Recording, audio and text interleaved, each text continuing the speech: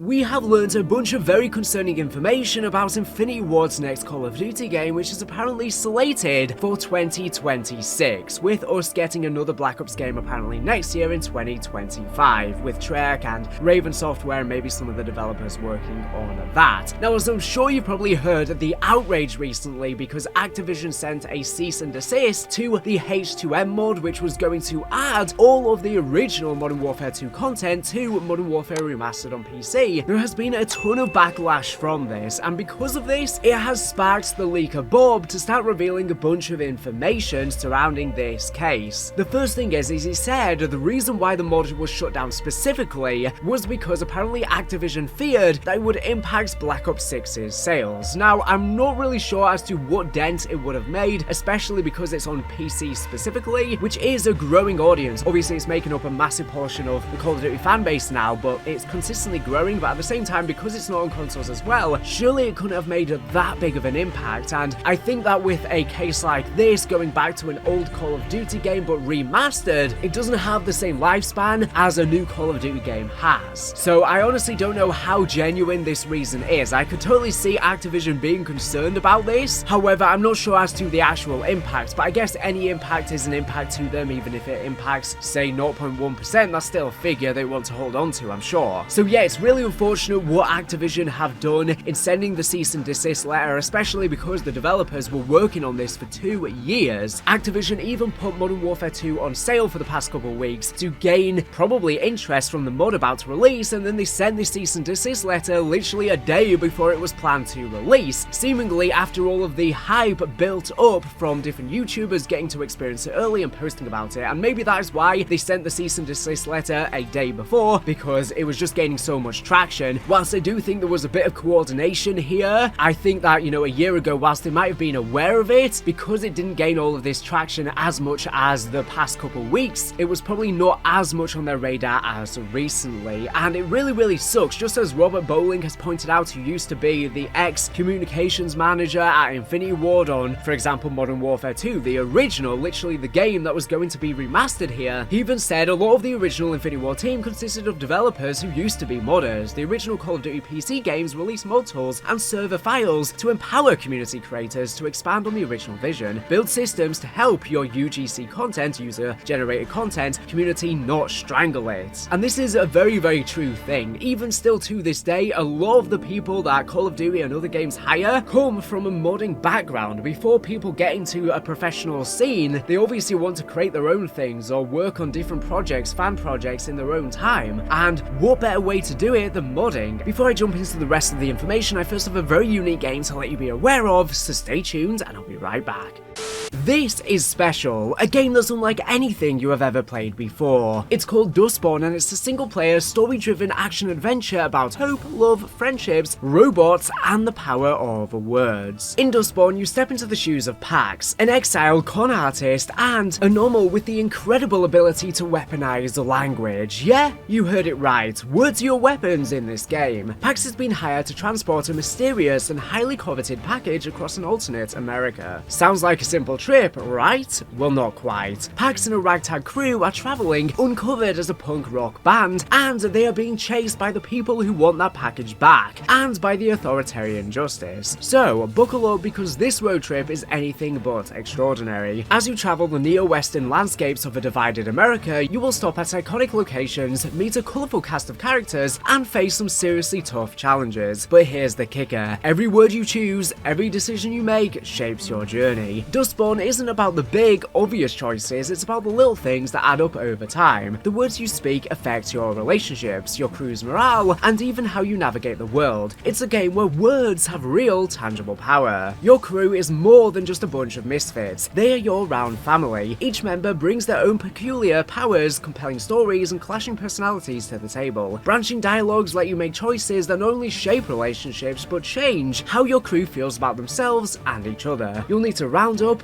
manage and lean on these characters to overcome the many obstacles in your path. Dustborn is available right now on PC and consoles, including the PS4, PS5, Xbox One, and Xbox Series S/X. So whether you are on Steam or your favorite console, you can dive right into this incredible story. So what are you waiting for? Check out Dustborn now via the link in the description and start your epic journey across a divided America. And if you're a content creator, be sure to post or live stream your experiences on Twitch and YouTube. And if you want to stay connected, you can join the Dustborn community on Discord as well to talk about the game, share strategies, and maybe even create some new worlds together. And since it's just released, be one of the first to try it out. I want to give a huge thank you to the developers Red Thread Games, as well as the publisher Spotlight by Quantic Dream for kindly sponsoring this video so I can share it with you. I really hope you enjoy. I'll see you on the road with Pax and a crew.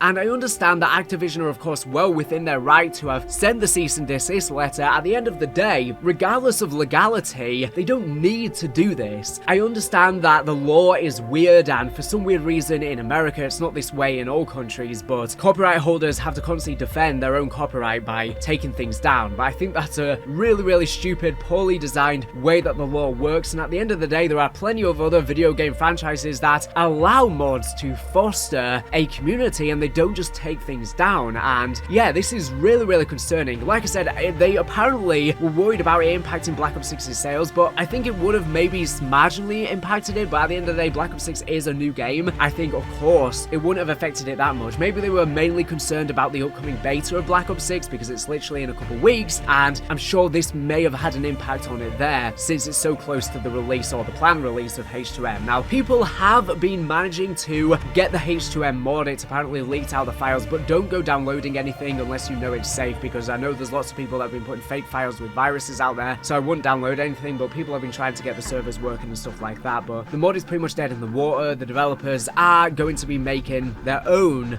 game now that's going to be original, so it's not at any risk of copyright issues or anything like that. And bear in mind, Activision sending the cease and desist does not mean they have to cease the project entirely. Activision sends cease and desist letters to people all of the time, and it's not actually a legally binding thing. You don't have to listen to it unless they further then take you to court. But in most instances, Activision don't want to go through the extra hassle of having to do that, and especially in this case, you would have to purchase the original Modern Warfare 2 in order to play the H2M mod, so it was getting Activision a bunch of money, which is why they even put it on sale. So it seems like Activision cashed in on all of the sales, and then they sent out the cease and desist letter, so it's so shady. It makes sense why in the past, for example, they shut down the S2M mod, because that allowed you to play the game without actually purchasing it. So I can understand it there, but this makes no sense when you could only play it with purchasing the game itself, which is just generating Activision money. And also, these old games, a lot of them have a bunch of bugs and have been overrun with hackers and security issues. If you play the games, you are putting your data and security at risk. And what these mods would do is they would add this new barrier of security because Activision are not updating their old games. I know Microsoft are trying to fix all of these issues because they want to be releasing all of these old Call of Duty games onto the Xbox Game Pass, but currently this has not been done. So I wonder if another reason why they took it down is because maybe in the future they are planning to bring the original Modern Warfare 2 and fix the issues over to Game Pass, and probably they want to do a Modern Warfare 2 multiplayer remastered eventually, or at least have the option to do it if they ever want to. But if people have been playing this mod, I guess they could argue that could take potentially future sales away, although I don't think they're doing a Modern Warfare 2 remastered multiplayer anytime soon. They literally brought back all of the Modern Warfare 2 maps this year with the rebooted Modern Warfare 3, and again, that could be another reason why they took it down, is because they did that this year, and I guess this could be seen as a competitor to that. But Modern Warfare 3 is coming to a close now. Why not just let the community have fun, the fans have fun? I understand it might marginally impact the sales, but only in a very minuscule way, and at the end of the day, they were still profiting from people buying Modern Warfare 2, so honestly, I think the loss of revenue on potential Black Ops 6 sales would be outweighed by that, and I don't think it would make too big of a deal, but I don't have the data they have. But honestly, I think we like to think that Activision are smarter than they actually are a lot of the times. Often they're just bumbling idiots, a lot of these higher-ups, and we like to think that they're complete geniuses just because they have such a successful business, but a lot of that might just come down to other factors and other coincidences. So maybe they really don't have the data to tell them that this would impact sales, but they just didn't want to take that risk. And because everyone was buying Modern Warfare 2 to specifically pay this mod, everyone's been refunding it now.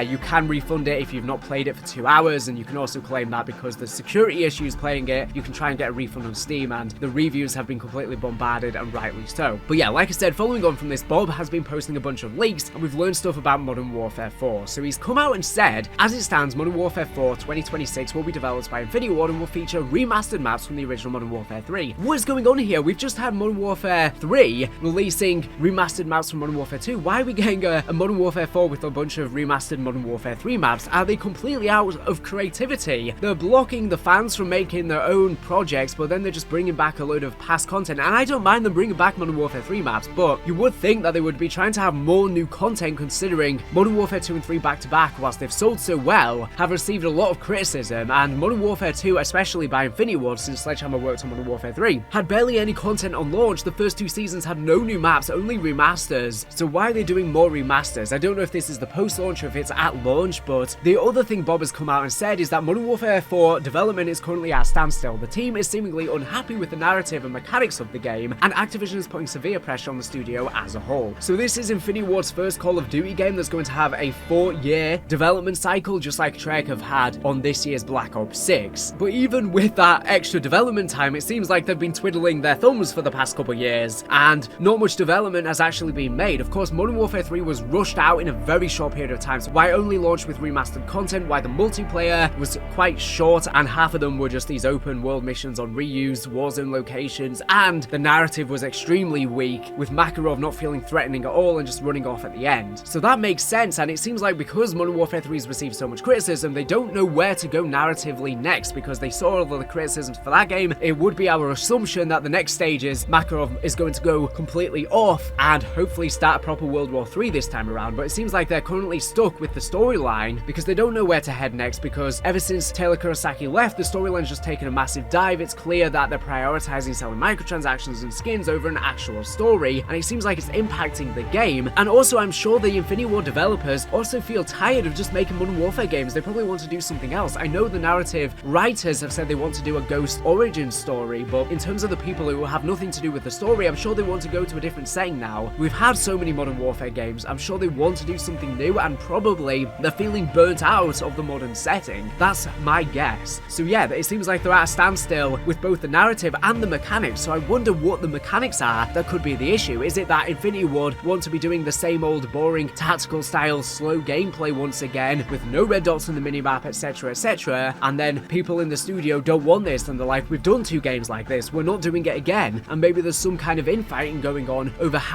the direction of the game, causing it to be on a standstill, as well as the narrative. Maybe they don't know where to go next, because if you're unaware, Modern Warfare 3 was supposed to just be an expansion for Modern Warfare 2 based around Las Almas and set in Mexico, and it was going to feature Alejandro and Valeria going head to head, but then it completely changed because Activision wanted a higher stakes game, so they brought in Makarov instead to do that. But because they rushed out in such a short time, it landed flat on their face. And the Infinity Ward writers have said that they've built the story with many different side characters, so they can do many spin-offs and many different stories in the Modern Warfare franchise. It's not just going to be a trilogy, there's many more to come. But I'm sure people at the studio are like, we've done so many Modern Warfare games, we want to do something different now. So I'm hoping that Modern Warfare 4 is a wrap to the Modern Warfare story. They really need to just kill everyone off and wrap up this story. It's been going on for too long, and they've just really been dragging it out, it feels like. But I don't think they're going to do that, because like I said, they want to do apparently many spin-offs, but then it seems like the people in the studio are at a standstill because they're clearly having conflicting interests. So I think they should wrap up the story, but then they can do spin-off games in the Modern Warfare universe if that's the route they want to take. They can do sequels, they can do prequel stories, they can do spin-off characters with, for example, in Mexico like they wanted to do. They can do different things like this. So yeah, Modern Warfare 4, whatever it ends up being called, I guess it might not even end up being called that, is not looking good. And honestly, I don't know how excited people are going to be. People have been putting out polls and no one seems to be looking forward for this game because they feel burnt out on how the Modern Warfare story has gone downhill. I think it really started off so well and so strong with Modern Warfare 2019 rebooting, and it just took a nose turn, like I said, after Taylor left. And also, another reason it could be at a standstill is it seems like DMZ is going to be returning for this game, which I'm not really sure why, because with Modern Warfare 2, whilst a lot of fans do love DMZ, it's clear it hurt the overall experience of the game. It seems like they prioritized developing raids and DMZ, and that took priority, and that's probably why we didn't get much multiplayer content. It's also why Warzone lost its identity and had a lot of features implemented in it from DMZ, because that was the groundwork for the game. It's clear that they went full force in thinking extraction shooters would be the next big thing like Battle Royales, and they didn't take off in the same way. So now they're going to be be doing a DMZ again, and maybe that's having the same effects on Modern Warfare 4 as it did with Modern Warfare 2, so why are they making the same mistakes again? Now, another thing that Bob has come out and said is that apparently Infinity Ward Poland and Treyarch are working on developing publicly available map creation tools for Call of Duty, but it's unclear when it will release and what games it will support. And this is interesting because Codename Peter and other YouTubers who went to play Black Ops 6 Zombies early actually asked Treyarch if mod tools are coming for Black Ops 6, and an Activision spokesperson interrupted them, didn't allow Treyarch to answer, and they just basically said Treyarch are too busy, Zombies takes a lot of development for them to be working on mod tools for their game. They technically never outright confirmed mod tools are not in development, it just won't be coming for Black Ops 6, and they are very busy working on that. So mod tools might be coming, maybe with Black Ops 7 in 2025, or maybe with a game down the line, but apparently Infinity Ward Poland and Treyarch are the ones developing that, and that has me excited. Of course, we had mod tools with World at War, we had mod tools with Black Ops 3, it's time for another set of mod tools, but Activision seems so anti-mod tools. Like I said, they've been shutting down these systems, and if they think that mod tools can potentially impact new COD games, then this may be something that doesn't go anywhere. But I personally think mod tools are the best way, just like Robert Bowling said. If you allow the fans to create things, you can pick out the best people from that selection to then hire and have working at your studio, and also it keeps these old games alive for literally forever. And I understand the argument of, well, if people are playing these old games using mod tools, they might not be playing the newer stuff too, but people are still playing Black Ops 3 mod tools, and they're still playing the newer Zombies experiences as well when they are good. So people want variety, and this allows for it, and I think it's the perfect thing, especially for Zombies, to allow infinite creativity and infinite fun. And so many other games, like Halo has the Forge mode, Fortnite introduced a map creator as well, so many other games are way ahead of Call of Duty right now in fan creations and just everything. They're putting out so much content and then allowing their fans to create even more. So I think because Fortnite's map creator has been so successful, most likely Activision want to keep up, and that may be why they're now developing it. But I think if it is in development, it's probably not something that's going to release for a very long time, and it might be quite limited. I hope that it's available on consoles as well. I personally think now is the time, if they do this, to have it on consoles. I guess the fear is, of course, people can create copyrighted content on the mod tools. I know Fortnite's been taking down a lot of that content where people have been creating things from other games, so they need to work around that, but I really think mod tools are the future, especially for Zombies, to keep these old games alive. I just don't know when this is going to release. Personally, I think it's probably only gone into development this year, and I don't think it's anywhere near ready, so maybe we could see it next year, the year after, who knows. But you've got to bear in mind now all Call of Duties are using the unified COD HQ engine. Regardless of when it's ready, it's built for the exact same engine, so it can really release with any game, and it can even have assets from all different games. In fact, they even recently released all of the Caldera assets, but they didn't have skins and things like that as well, and considering Caldera was discontinued, why not just give that to the community to work on? The last thing Bob said is the return of Verdansk is currently set for Season 2 of Black Ops 6/Warzone, but could be pushed back further as Raven Software are apparently behind on their project deadlines. Now apparently, whilst we're waiting for Verdansk, there's going to be an Urzikstan overhaul to be Black Ops 6 themed, but why are Raven Software apparently behind? Well, they've been working on Black Ops 6's campaign, but that was probably finished a while ago, so if I had to guess, they're probably the ones helping Treyarch on Black Ops 7 in 2025 as well. These developers literally get no rest, they're just working on games and modes back to back to back. Treyarch have just had no rest, they've had to work on Vanguard and Modern Warfare 3 Zombies. It's just constant development instead of allowing the games room to breathe. So if I had to guess, that's probably why they're behind and why Verdansk has been delayed, and instead we'll get Avalon with COD 2025, the new Treyarch Warzone map. So that's what I think is going on here. But yeah, this is all I wanted to say in this video. Modern Warfare 4 may be in trouble. But without further ado, thank you for watching the video. Make sure to subscribe if you're not here for latest and greatest Call of Duty news and information. So anyways, thank you for watching, and bye.